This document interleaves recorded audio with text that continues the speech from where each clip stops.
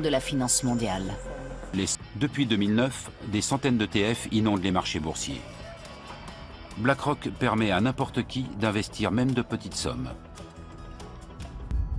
Aujourd'hui, Aladdin brasse pas moins de 18 000 milliards de dollars. Vous m'avez bien entendu. C'est presque autant que le PIB des États-Unis. J'ai étudié de nombreux grands chefs d'entreprise et ils sont presque tous milliardaires. J'ai constaté que souvent, au début de leur carrière, ou parfois au milieu, ils ont connu un gros échec personnel qui leur a fait perdre énormément d'argent. Par l'intermédiaire de BlackRock, il investit dans de gros groupes, en particulier ceux dont les marges bénéficiaires sont les plus attrayantes.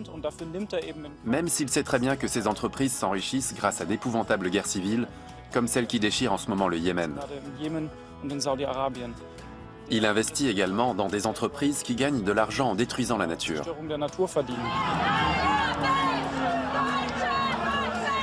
BlackRock s'enrichirait-elle grâce à l'industrie de la guerre? De fait, l'action Rheinmetall a pris énormément de valeur. Depuis 2016, son cours a grimpé d'environ 70%. BlackRock investit aussi dans d'autres groupes d'armement. Est-ce en adéquation avec les lettres de Larry Fink dans lesquelles il appelle à plus de justice et de responsabilité vis-à-vis de l'environnement? Décision d'ordre moral, mais s'ingère dans les autres aspects de la vie de l'entreprise. Son influence va-t-elle au-delà des votes lors des assemblées générales annuelles? Il y a aussi différents programmes de contrôle informatique. Nous savons que l'être humain excelle dans l'art de contourner ces contrôles.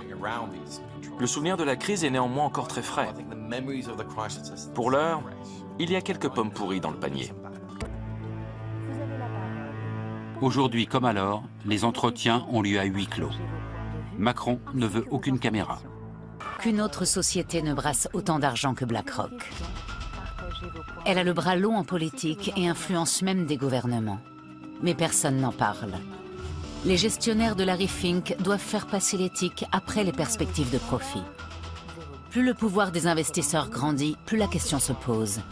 Faut-il avoir peur de BlackRock? La taille de la multinationale pourrait-elle provoquer une crise financière mondiale? Et surtout, peut-on encore arrêter BlackRock?